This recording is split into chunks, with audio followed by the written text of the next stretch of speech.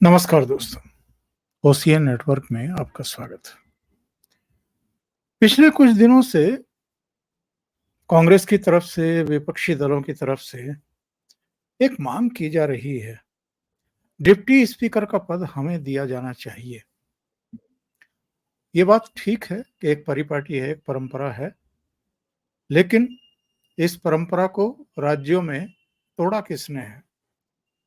तमिलनाडु में क्या एआईएडीएमके को डिप्टी स्पीकर का पद दिया है डीएमके की सरकार ने?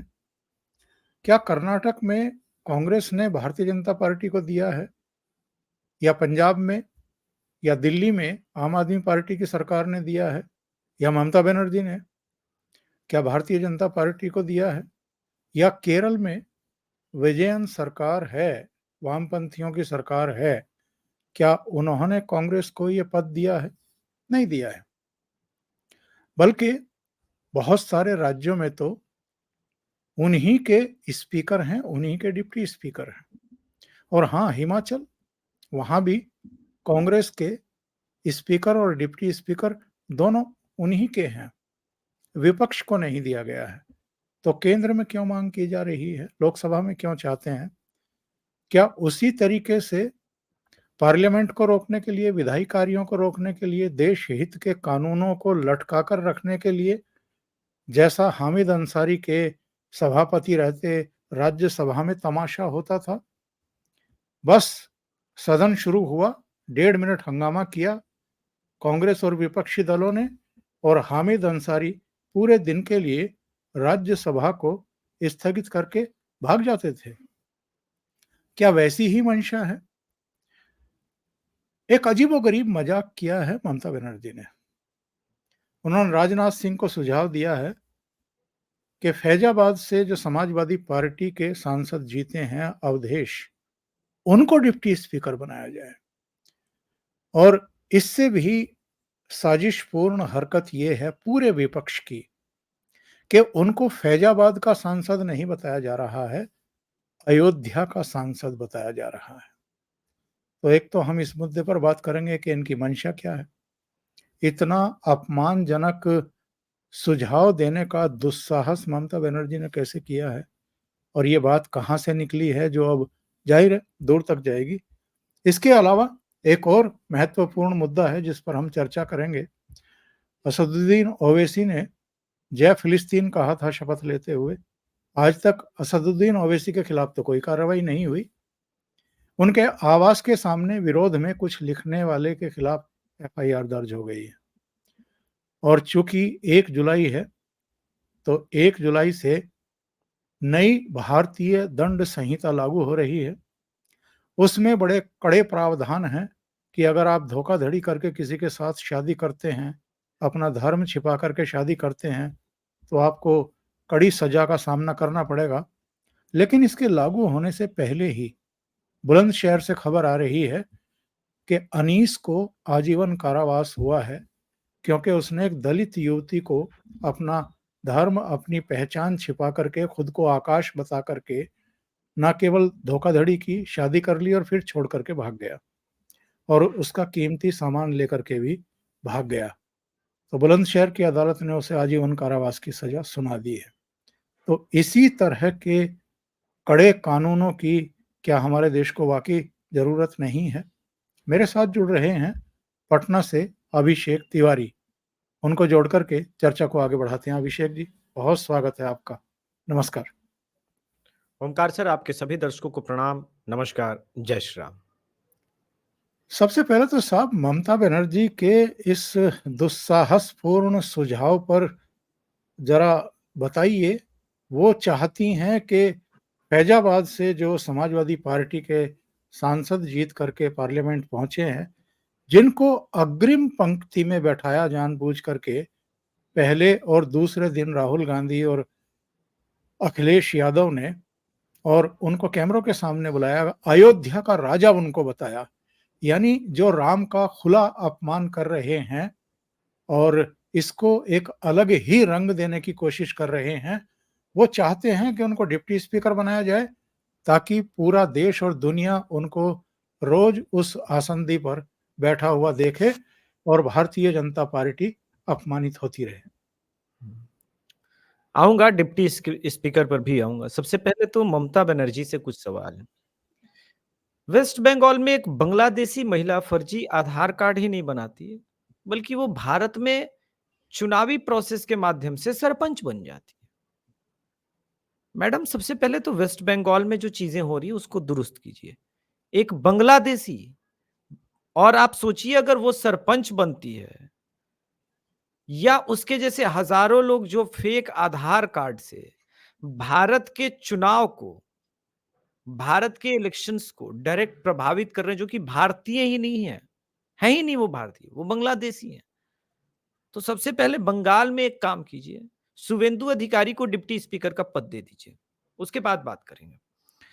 दूसरी बात, आज अब तक तो हम जानते थे कि भारत संविधान से चलता है या 1 जुलाई से जैसे आपने कहा कि दंड संहिता से चलेगा। लेकिन बंगाल में एक वीडियो और वायरल हो रहा है जहां पर तालिबान शासन से चल रहा है। तालिबान जैसा शासन चल रहा है, महिला को पीटा जा रहा है जिस प्रकार से। तो भारत में सबसे पहले ममता बनर्जी जी को बधाई देना पड़ेगा कि भारत में अब ऑफिशियली तालिबान का आगमन हो गया है। अब बात करते हैं डिप्टी स्पीकर की। देखिए, डिप्टी स्पीकर नहीं बनाएंगे, क्या कर लीजिएगा? 2024 चुनाव हो गया है, एनडीए हारी नहीं, एनडीए को बहुमत है, स्पष्ट बहुमत है। नीतीश ने संजय झा को बना दिया है अपना अध्यक्ष, जैसा कि प्रेडिक्टेड था। और यह स्पष्ट मैसेज संजय झा को बनाने का मतलब है कि प्रो बीजेपी माइंडसेट के आदमी को, जिनका बीजेपी के साथ बहुत अच्छा कनेक्शन है, अगर उनको जदयू का अध्यक्ष बनाया मतलब नहीं पलट रहे, तो आपकी उम्मीदों पे तो वो भी पानी फिर गया है। और क्या बोला नीतीश कुमार ने? यह भी बोल दिया कि दिल्ली में रह के काम करेंगे, दिल्ली सरकार के साथ सामंजस्य और समन्वय बनाना बहुत आवश्यक है। मतलब मैसेज और क्लियर है। तो ऐसा है कि डिप्टी स्पीकर का अब रोना बंद कीजिए। ये जो आपकी प्लानिंग है कि एक अपना डिप्टी स्पीकर ऐसा बना देंगे कि वो राज्यसभा को स्थगित कर दे और मोदी सरकार कानून या बिल, जो अगले 100 दिन के अंदर मोदी जी की प्लानिंग है कि कड़े कानून लेके आएंगे, वो ना कर पाए। अब रही बात दुस्साहस की, नहीं तो इंडिया अलायंस के पास दुस्साहस तो है। वो पिछले 1 डेढ़ साल से जिस दुस्साहस के साथ लगातार फेक न्यूज फैलाने में न केवल कामयाब हुए, और भारतीय जनता पार्टी लगातार उनको पनिश करने में नाकामयाब हुई, उसी के वजह से तो ये है कि आपके 85 की जगह पे 75 नंबर आ गए। आप 85 मार्क से पास होना चाहते थे, 10% की कमी होगी, और 10% की कमी हुई तो इस वजह से अब आप पैनिक मोड में हैं। ये सब बीजेपी की गलती है। वो तो खैर हिंदू डिफेंस सिस्टम बनाया है शहजाद पूनावाला ने, इसमें बीजेपी का तो कोई विशेष योगदान नहीं है। ये अपने स्तर पर शहजाद पूनावाला ने इनिशिएटिव शुरू की और इसके बाद थोड़ा इन फेक न्यूज़ वालों में लगातार एफआईआर होने लगे हैं। उम्मीद करेंगे कि अगले 1 डेढ़ महीने में जल्दी वो खौफ नज़र आएगा। तो एक बार फिर से डेमोक्रेसी संभवतः खतरे में भी होगी। कोई मतलब नहीं बनता विपक्ष को deputy CM sorry deputy speaker देने का। भाई, आपके पास अपॉर्च्युनिटी है, आपको डिप्टी स्पीकर बनाना है, 2029 का चुनाव जीतिए, बनिए। और डिप्टी स्पीकर क्या? फिर स्पीकर भी अपना बनाइए। लेकिन चुनाव नहीं जीतेंगे। 99 सीट लेकर के आएंगे और उत्पात ऐसे करेंगे कि हम किसी को काम नहीं करने देंगे। ऐसा है कि आने वाले जो स्थिति है 10 साल तक, 5 साल ये, और अगर संभवतः जिस प्रकार से कल अमित शाह जी हरियाणा में थे और जिस प्रकार की बातें हो रही है और जिस प्रकार से कोर्स करेक्शन हो रहा है, अगर हरियाणा में भी सत्ता रिपीट करने में कामयाब हो जाती है झारखंड में, तो राज्यसभा में बहुत ज्यादा आमूलचूल परिवर्तन होगा नहीं। रही बात महाराष्ट्र की, तो महाराष्ट्र में अलग खेल चल रहा है, वहां पे कोर्स करेक्शन का। हमको ये समझाइए कि आपकी हैसियत क्या है? क्यों आपको दे डिप्टी सीएम? जवाहरलाल नेहरू ने दिया था डिप्टी स्पीकर का पोस्ट। जवाहरलाल नेहरू ने तो नहीं दिया था। अब रही बात, इंदिरा गांधी जी ने दिया था 1971 वाले में। तो अगर इंदिरा गांधी जी ने नहीं दिया, जवाहरलाल नेहरू जी ने नहीं दिया, तो मोदी जी क्यों दे? वो भी ऐसे अराजक तत्वों को जो कहते हैं कि हम पेट्रोल छिड़क के आए हैं, आग लगाना चाहते हैं, जो विदेशों में जाकर के भारत को अपमानित करते हैं। तो थोड़े सीट अवश्य अधिक आ गए, लेकिन कांग्रेस या कोई भी समाजवादी पार्टी डिप्टी स्पीकर का पोस्ट डिजर्व ही नहीं करती है, और नहीं करती है तो नहीं देंगे। एक मैं ट्वीट देख रहा था सुप्रिया श्रीनेत का। वो कह रही हैं कि साहब प्रधानमंत्री नरेंद्र मोदी ने अ, टीम को बधाई दी है फ़ोन करके। तो अच्छा होता कि प्रधानमंत्री जो हैं, वो जो नीट के छात्र हैं, उनसे भी फ़ोन पर बात कर लेते, मणिपुर के लोगों से भी बात कर लेते।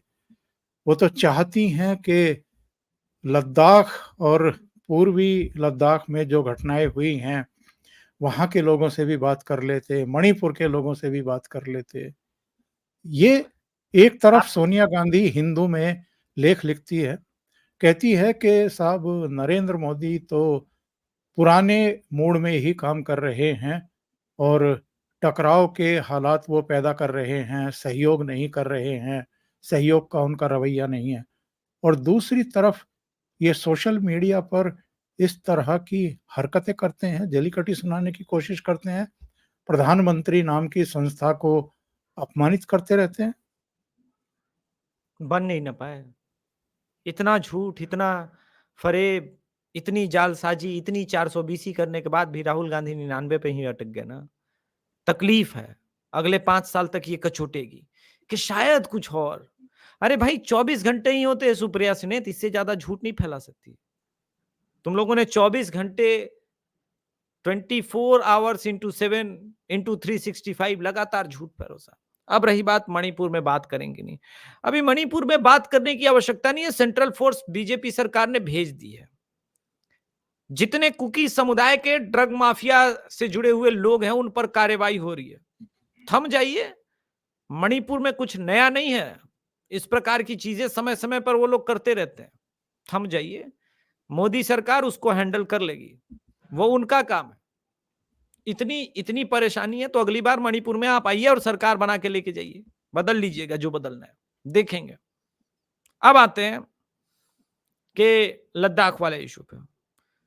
देखिए, फॉरेन डिप्लोमेसी कांग्रेसियों से सीखने की आवश्यकता नहीं है, जिन्होंने एक नहीं दो दो बार चीनियों को अपनी भूमि दे दी है। हाँ, सुप्रिया श्रीनेत को कुछ सीखने की आवश्यकता है। पहली बात कि वो जिस दंभ में जी रही है कि उनके ऊपर एफआईआर नहीं होंगे, वो होंगे, वो समय आएगा और उनके उन हर एक आईटी से लिया अब टारगेट पे लिए जाएंगे। रही बात सोनिया गांधी ने जो कहा कि टकराव की स्थिति बन रही है, सहयोग की।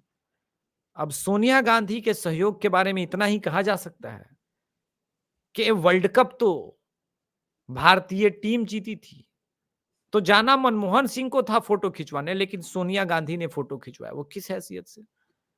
और आपसे सहयोग की उम्मीद करें, जिन्होंने आदरणीय शंकराचार्य को कांचीपुरम मठ के सीढ़ियों से खिंचवा के मर्डर चार्ज में फंसवा दिया, आपसे सहयोग की बात करें। जिन्होंने छत्तीसगढ़ में असीमानंद जी चूंकि लगातार कन्वर्जन माफिया को सफल नहीं होने दे रहे थे, तो समझौता बम ब्लास्ट केस में फंसवा दिया, मालेगांव ब्लास्ट करवा करके जिस प्रकार से चीजें बदली गई, सनातन धर्म के लोग भी आतंकवादी हैं इसको साबित करने का लगातार प्रयास किया। आपके साथ समझौता और समन्वय हो सकता है क्या? आप सबसे पहले कर्नाटका को संभालिए। कर्नाटका में पानी की समस्या है, कर्नाटका में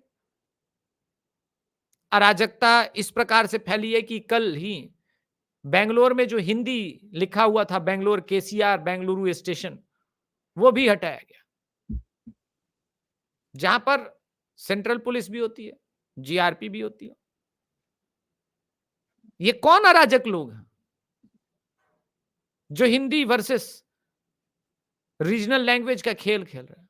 कभी बीजेपी ने इस प्रकार की राजनीति नहीं की, और आप खुल के उनका बढ़ावा दे रहे हैं। हिंदी कोई इंपोज नहीं कर रहा है, लेकिन रेलवे स्टेशन पे क्या कर्नाटका के ही लोग सिर्फ उतरेंगे? है? ये किस प्रकार की बदमाशी है? और आप कहते हैं सामंजस्य और समन्वय बनाने की बात। रेलवे सेंट्रल की प्रॉपर्टी आती है, कर्नाटक सरकार को तो अगर मुझ जैसा आदमी होता तो सिर्फ इसी चीज के लिए उस पे राष्ट्रपति शासन लगा देता। तुमको जो दुकान उखाड़ना अपने स्टेट में उखाड़ो, तुम रेलवे स्टेशन का नाम क्यों तोड़ोगे? ये किस प्रकार? अच्छा, अंग्रेज तुम्हारे बाप थे, अंग्रेजी चलेगा, लेकिन हिंदी से समस्या है। ये कांग्रेस का पहला चाल चरित्र है। अब आते हैं कि उनके अलायंस पार्टनर, अब डीएमके वाले भाजपा को ज्ञान देंगे तो ये अपराध नहीं है तो क्या है? टीएमसी वाले बीजेपी को ज्ञान देंगे नैतिकता के, संविधान की। संविधान बचा है बंगाल में 2017 में, अभी गूगल कर सकते हैं आपके सारे दर्शक। इस वक्त जो सीजीआई है डीवाई चंद्रचूड़ साहब, 2017 में उन्होंने कहा था कि बंगाल में डेमोक्रेसी काम नहीं कर रही है, पंचायत चुनाव के दौरान हिंसा, और अब तो उसके रिजल्ट आ गए, अब तो बांग्लादेशी सरपंच बन रहे हैं। तो इनसे नहीं चाहिए ज्ञान। आवश्यकता यह है कि मोदी सरकार अगले 100-150 दिन में कड़े कानून और विपक्ष को बिल्कुल समूल नाश करने की तरफ बढ़े। एकदम जैसे कश्मीर में आपने ऑल आउट ऑपरेशन चलाया, वैसे पूरे भारत में 2.5 वार जोर फ्रंट के अनुसार चुना जाए, एक एक करके, एक एक गद्दारों को, एक एक भारत द्रोहियों को, एक एक सनातन द्रोहियों को समाप्त किया जाए। अरे हम तो क्रोधित ही मोदी जी से इस वजह से क्योंकि वो हिटलरगिरी नहीं कर रहे हैं, खाली झूठ मूठ का डिक्टेटर का एलिगेशन लगा हुआ उन पे। हम तो चाहते हैं कि 100, 150, 200 दिन के लिए वो डिक्टेटर बन जाए। इस देश में डिक्टेटरशिप की अब कुछ दिन के लिए आवश्यकता आ गई है। जिस प्रकार से क्रिकेट में जातिवाद फैलाया जा रहा है, जिस प्रकार से सुप्रिया श्रीनेत बदमाशी कर रही है, अब उपाय यही बचा है कि एकदम रूथलेस होकर के कार्रवाई किया जाए। एक बड़ी खबर आज आई है उत्तर प्रदेश के बुलंदशहर से। जी। और ये क्या खबर है, जरा सुनिए वकील साहब क्या बता रहे हैं। क्या था? ये अनुसूचित जाति की महिला है शशि, जिसे ये बहला फुसला के अपने आप को आकाश बताते हुए गुलावठी ले आया, और बाद में उसे ये बताया कि नहीं मैं आकाश नहीं, मुस्लिम अनीस हूँ, और इसका भी धर्म परिवर्तन कराया, इसे आयशा बनाया, और बाद में छोड़ के चला गया। 2.5 लाख रुपए और इसकी एक चैन भी ले गया। धर्म परिवर्तन की धाराओं में मुकदमा दर्ज हुआ? हाँ, 376, 420, 406 आईपीसी, 325 SC/ST एक्ट और 3/5 धर्म परिवर्तन। कोर्ट ने अब क्या फैसला सुनाया? सभी में दोषी पाते हुए आजीवन कारावास, मतलब अंतिम सांस तक जेल में रहना, और 4,56,000 रुपए अर्थदंड। महिला को कहाँ से लाए थे? जिसमें 3,50,000 रुपए महिला को प्रतिकर के रूप में मिलेगा। क्या ये पहला मुकदमा ऐसा है जिसमें आजीवन कारावास हुआ? हाँ नहीं, हाँ, इससे संबंधित पहला मुकदमा है जिसमें धर्म परिवर्तन होते हुए आजीवन कारावास की सजा हुई है। अभिषेक जी, अगर योगी आदित्यनाथ उत्तर प्रदेश के मुख्यमंत्री नहीं होते तो क्या हमें ये सुनने को मिलता? नहीं मिलता। एक लाइन में उत्तर ये है कि योगी आदित्यनाथ अगर नहीं होते तो नहीं मिलता। और बहुत महत्वपूर्ण है योगी आदित्यनाथ अगले 5 साल के लिए, मैं सिर्फ 2027 की जीत की बात नहीं कर रहा हूं, उसके बाद अगले 5 साल के लिए। देखिए इस वक्त आप जहां पर हैं, मेरठ, मुरादाबाद, ये जिसको पश्चिमी यूपी हम कहते हैं, बुंदेलशहर, देखिए ये बहुत महत्वपूर्ण जगह है। यहां पर मुस्लिम पॉपुलेशन 35 से 40% है सर। अभी कुछ लोगों ने, पुण्य प्रसून वाजपेयी जैसे महामूर्खों ने एक फेक न्यूज फैलाया कि उत्तर प्रदेश को विभाजित करने की बात हो रही है 3 भाग में। मुझे नहीं लगता कि भाजपा कभी इस प्रकार की मूर्खता कर सकती है, लेकिन चूंकि कपोल कल्पना है और कपोल कल्पना के आधार पर किसी भी प्रकार की रिपोर्टिंग करनी है तो एक झूठ फैला के चल दिए। लेकिन आप सोचिए वो 35% दिल्ली के बगल का, अगर पश्चिमी यूपी एक अलग स्टेट बन जाए तो वहां पर सीएम कौन होगा? सर्टेनली कोई मुसलमान हो जाएगा। यानी आप दिल्ली के ठीक बगल में एक मिनी पाकिस्तान बनाने का सोच रहे हैं। इसलिए योगी आदित्यनाथ और महत्वपूर्ण हो जाते हैं अगले 5 से 7 साल के लिए। अगर उत्तर प्रदेश को सुरक्षित रखना है तो योगी आदित्यनाथ ही वो विकल्प है। और देखिए लॉन्ग टर्म में चीजें देखती है क्या है कि अब तो फेक न्यूज का थोड़ा सा धुंधलापन छटा है, तो लोगों को दिखेगा क्या योगी आदित्यनाथ जी ने कैसे कैसे काम किए हैं। ये जो लव जिहाद के ऊपर कानून बनाया था सबसे पहले योगी आदित्यनाथ जी ने, उसी के वजह से ये सारी चीजें हो रही है। अब न्याय दंड संहिता भी बन गई है और वहां भी इसी प्रकार के प्रावधान है। तो नरेंद्र मोदी जी का होना कितना आवश्यक है, अमित शाह जी का होना कितना आवश्यक है, अगले 10-15 साल के लिए भाजपा कितना महत्वपूर्ण है, ये सिर्फ उनको समझ में आएगा जो भविष्य देख पा रहे हैं अपना। सनातन में जिनको विश्वास है और अपनी आइडेंटिटी और अपनी सुरक्षा को अगर उनको वो महत्ता देते हैं, महत्वपूर्ण मानते हैं, तब वो बीजेपी के अतिरिक्त कितना भी नाराज हो जाए, कितनी भी नाराजगी हो जाए, कोई परफेक्ट नहीं होता और बीजेपी में भी कई कमियां हैं, लेकिन इसका यह मतलब नहीं कि गाय मालिक को छोड़ के कसाई के पास चलेगी और कसाई उसको काट देगा। तो कांग्रेस या विपक्ष समाजवादी पार्टी, ये लोग हिंदू द्रोही तो हैं, इसमें तो कोई संदेह ही नहीं है, इनके एटीट्यूड में है वो। इसलिए हिंदुओं को मुसलमानों की तरह अगले 10-15 साल बिना कुछ सोचे वैसे ही टैक्टिकल वोटिंग करनी चाहिए और उम्मीद है कि जल्दी ही वो समझ में आ जाएगा। जी। असदुद्दीन ओवैसी प्रकरण पर जाहिर है प्रदर्शन भी हो रहे हैं, लोग विरोध प्रदर्शन भी कर रहे हैं, सोशल मीडिया पर भी लगातार एक मुहिम चल रही है कि इनके खिलाफ कार्रवाई होनी चाहिए। इन्होंने एक असंवैधानिक और देश विरोधी कार्य किया है। शपथ ग्रहण करने के साथ इन्होंने जय फिलिस्तीन बोला है। किसी ने विरोध में इनके आवास के सामने कुछ लिखा, उस पर तो एफआईआर हो गई है। असदुद्दीन ओवैसी के खिलाफ तो कोई कार्रवाई नहीं हुई। जबकि यदि इस समय असदुद्दीन ओवैसी को और इस मानसिकता के लोगों को सबक सिखाने के लिए स्पीकर की तरफ से एक कड़ा निर्णय ले लिया गया होता इनको निलंबित करने का या इनकी सदस्यता बर्खास्त करने का, तो मुझे लगता है कि पूरे देश में और दुनिया में एक बहुत बड़ा संदेश चला जाता। बिल्कुल, और ये एफआईआर तो दिल्ली पुलिस ने किया है, इसकी तो निंदा होनी चाहिए, भर्त्सना होनी चाहिए और ये एफआईआर टिकेगा भी नहीं। तो कोर्ट में भी दिल्ली पुलिस को लताड़ पड़नी पड़नी है।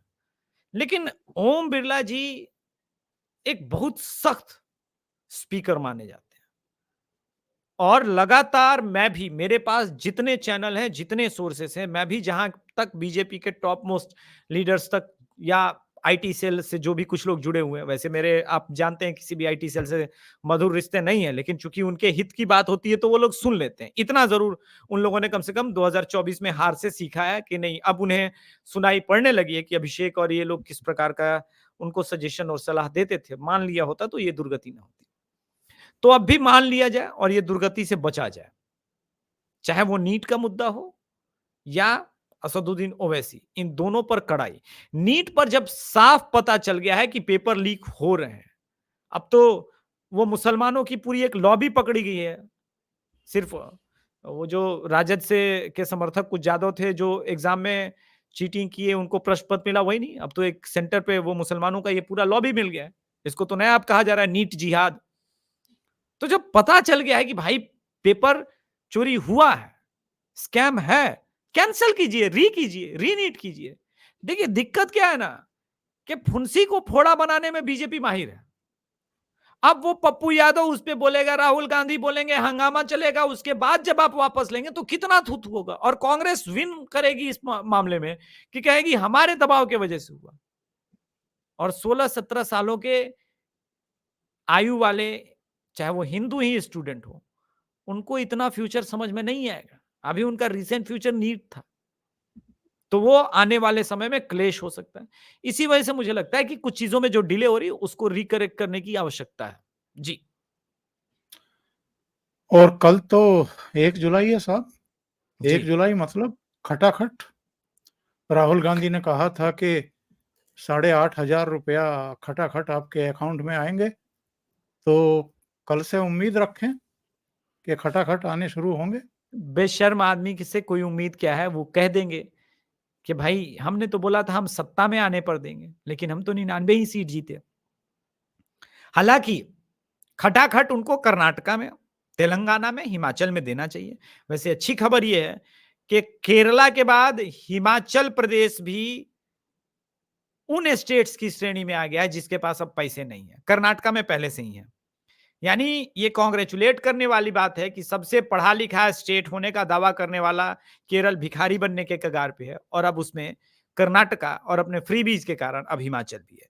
केंद्र सरकार को भी पैसा देना साफ बंद कर देना चाहिए, क्योंकि आप बेतहाशा कर्ज लेकर के घी पिएंगे और बर्डन भारत सरकार पे अल्टीमेटली आएगा, वो हम क्यों करें? तो इस प्रकार से रूथलेस राजनीति होनी चाहिए। और सुप्रीम कोर्ट बोले तो बोले भाई सुप्रीम कोर्ट अगर तकलीफ है आपको, आप दे दीजिए पैसा।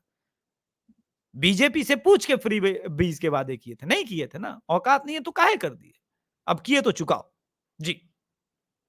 बहुत बहुत धन्यवाद अभिषेक जी, समय निकालने के लिए ओशियन नेटवर्क के लिए और कई महत्वपूर्ण मुद्दों पर चर्चा करने के लिए। आपके सभी दर्शकों को प्रणाम, नमस्कार, जय श्री राम। जय श्री राम।